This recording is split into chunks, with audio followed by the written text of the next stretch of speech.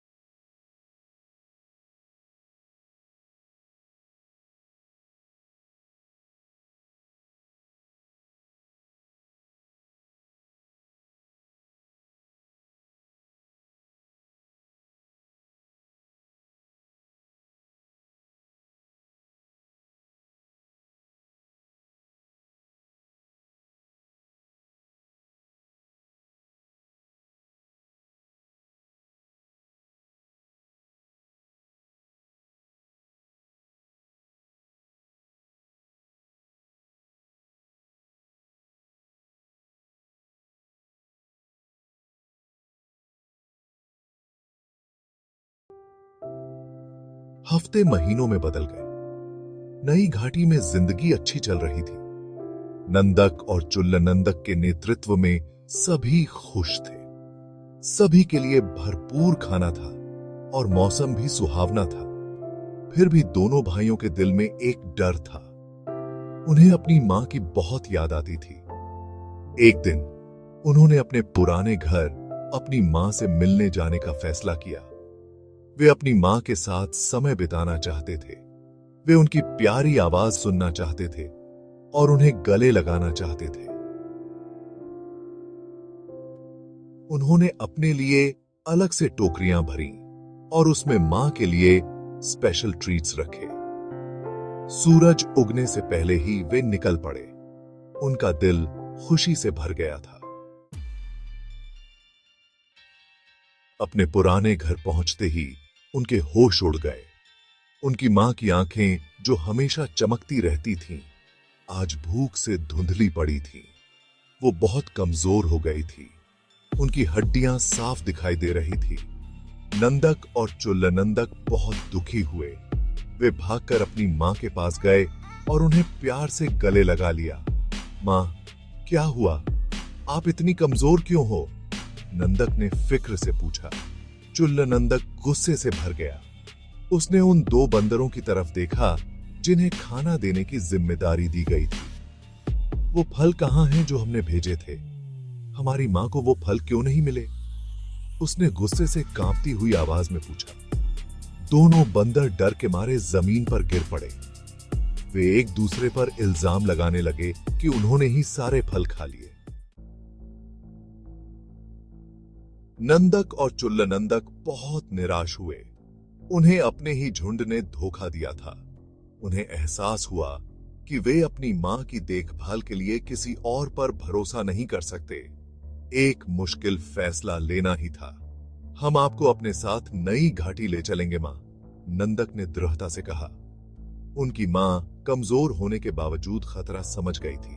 बेटे, उसने कहा, मेरे लिए इतनी लंबी यात्रा करना बहुत खतरनाक होगा। मैं बच नहीं पाऊंगी। मुझे यहीं छोड़ दो और खुद बचकर निकल जाओ। ऐसा कभी नहीं होगा, चुल्लनंदक गरजा। हम आपको कभी अकेला नहीं छोड़ेंगे। दोनों भाइयों ने बड़े ध्यान से अपनी मां को उठाया। उन्होंने उनके कमजोर शरीर को सहारा दिया और फिर शुरू हुआ उस नई घाटी का लंबा और कठिन सफर। वे धीरे धीरे चल रहे थे, इस डर से कि कहीं उनकी प्यारी मां को चोट न लग जाए। वे अपनी मां को सुरक्षित जगह पर पहुंचाने के लिए दृढ़,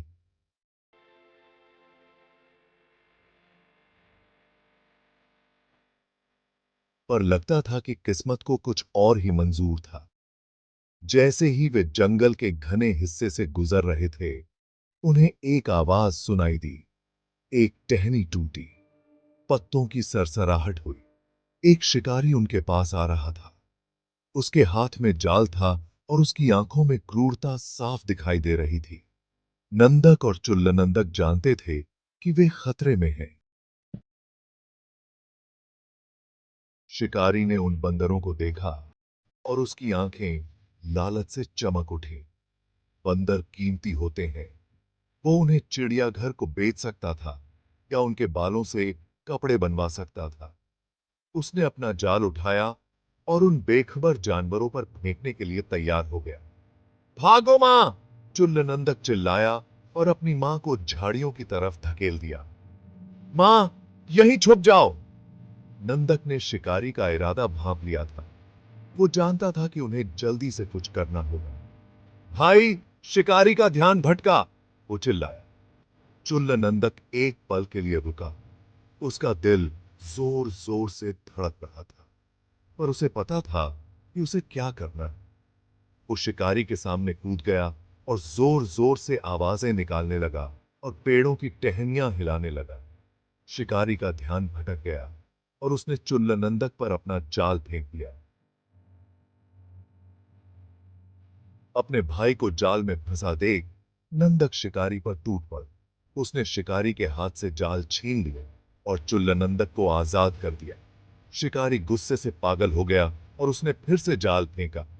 इस बार दोनों भाई जाल में फंस गए। वो जोर जोर से हंसने लगा और उस जाल को एक पेड़ से बांध दिया।